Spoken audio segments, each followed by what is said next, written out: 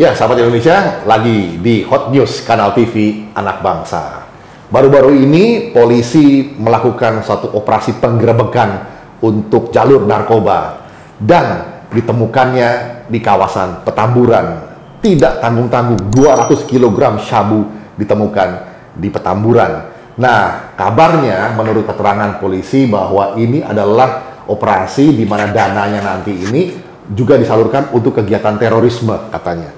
Nah, ini tentu sangat berbahaya. Ada macam-macam spekulasi dari masyarakat karena lokasinya di Petamburan mengasosiasikan kepada pihak-pihak tertentu, tetapi yang penting adalah polisi sudah bertindak dan ada indikasi uang ini akan dipakai untuk kegiatan terorisme. Dan ini tentu kita harus mengambil sikap segera dan ini menjadi penting buat keselamatan bangsa kita. Bersama saya sudah ada Rudias Kamri, Direktur Kajian Sosial Politik dan SDM dari Lembaga Kajian Anak Bangsa. Mas Rudi, ini ada heroin atau sabu-sabu lah ya, 200 kilo nggak tanggung-tanggung ini. Ini kayak grosiran ini. Iya, ini yang melakukan kalau nggak salah kelompok Afrika ya. Oke. Ya, beberapa dan dibantu oleh orang lokal pasti. Tapi Petamburan itu, ini mungkin sahabat Indonesia di luar Jakarta mungkin belum terlalu tahu, tidak terlalu besar. Iya, betul. Hanya satu kawasan kecil saja. Jadi ke Tanah Abang dengan Selipi dan sebagainya, nggak terlalu besar. Dan itu agak pusat kota juga sebetulnya ya? Itu Jakarta Pusat. Iya, betul. Jakarta Pusat. Jadi nggak terlalu besar juga. Artinya apa?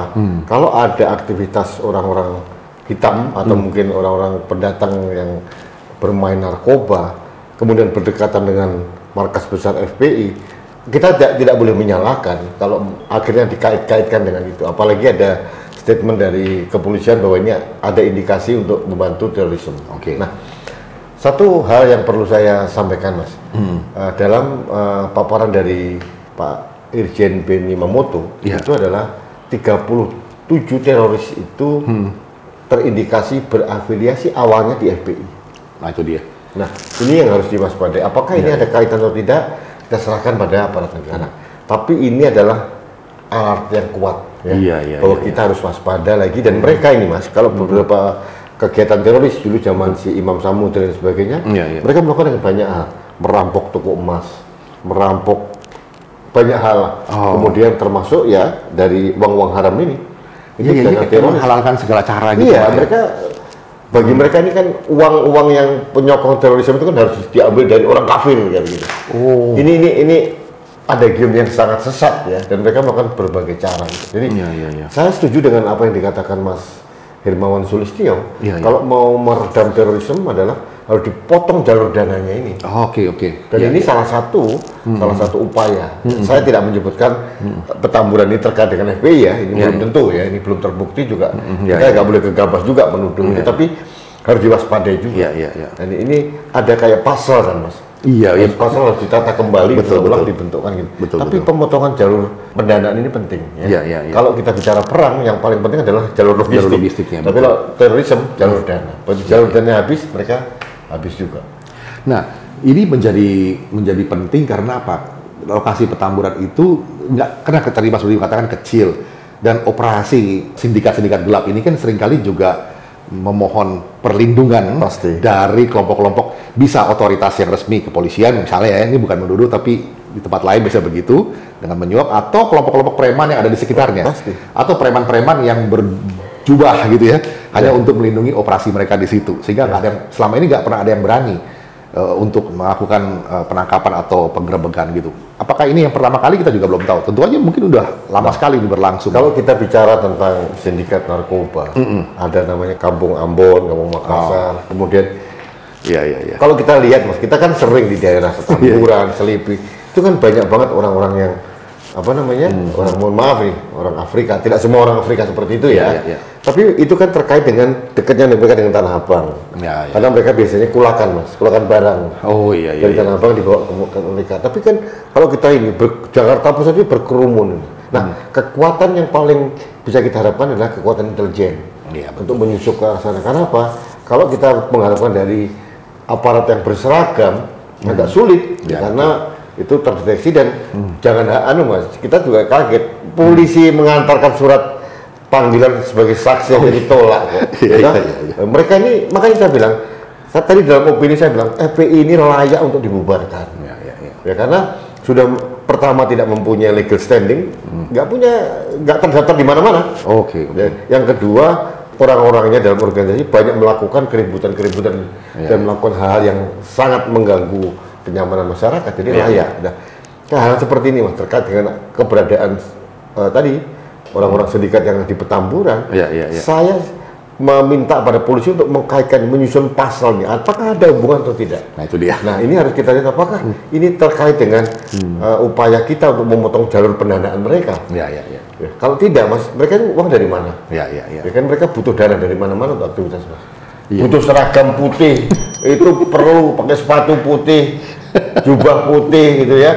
Memasang baliho besar-besar itu kan perlu dana, Mas. Itu dia. Ya, nggak mungkin dari iuran dari mereka, karena sebagian besar dari mereka kan, mohon maaf nih, dengan salah hormat mereka dari ekonomi yang bawah kan. Ya ini beberapa potongan puzzle coba kita kontribusikan. Ya, ditata kembali lah, ditata kembali supaya kita ini mempunyai masukan yang konstruktif gitu loh Mas. Jadi ini pasal nih, kemarin ada 37 teroris dari FPI. Ini FPI sudah melakukan seperti itu, dan ini ada apa Mas tadi, bandar sabu yang ini kan dalam lokasi yang sama. Tidak mungkin keberadaan itu tidak terendus oleh kelompok yang sebelah sini toh. Ini yang perlu juga, dan harus kita akui juga FPI memang mempunyai rekam jejak kegiatan kekerasan dari awal ya, dan FPI harus saya akui itu adalah kelompok yang intoleran. Kalau intoleransi itu kan pintu awal untuk menjadi seorang radikal dan kemudian menjadi seorang teroris. Nah ini harus ditangkap oleh polisi. Kalau mapping masalah ini sudah dikuasai oleh pihak aparat keamanan atau intelijen, gampang sebenarnya. Iya betul sih. Dan yang tertangkap itu kan bisa diinterogasi untuk dibuka semuanya. Bisa gampang. Dan satu lagi Mas Budi, terlepas dari masalah sindikasi ini, narkoba itu sendiri kan satu bentuk kriminalitas atau kejahatan yang luar biasa ya. KLB juga gitu ya. Dan ini hukumannya kan bisa maksimal nih, kalau ketangkep nih. Nah ini apakah bisa diterapkan untuk yang ketangkap itu, karena ini kan berbahaya sekali untuk generasi muda, merusak bangsa nih yang kayak begini nih. Iya. Kalau saya sih Mas, hukuman mati atau bagaimana ini? Memang harus. Sudah berlaku gitu, hukuman mati.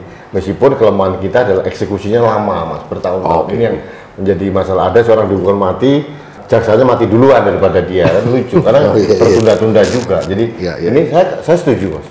Harus ada deterrent effect untuk mereka-mereka ini. Tapi menurut saya Mas, kalau kita bicara yang lebih luas lagi, orang tertangkap ini bisa menjadi whistleblower. Sumber informasi juga ya. Informasi untuk melacak ini pendana ini kemana. Kaitannya adalah kalau dalam terorisme itu adalah follow the money. Follow the money. Itu yang penting. Ya. Nah, mudah-mudahan dengan terkuaknya sindikasi narkoba di Petamburan bisa membereskan salah satu masalah besar di Indonesia ini, yaitu masalah narkotika yang juga ternyata terkait dengan masalah terorisme, yang juga terkait dengan masalah lokasi Petamburan di mana ada ormas-ormas intoleran dan perusuh-perusuh yang selalu mengganggu jalannya negara ini. Kita jumpa lagi di Hot News berikutnya. Indonesia aman.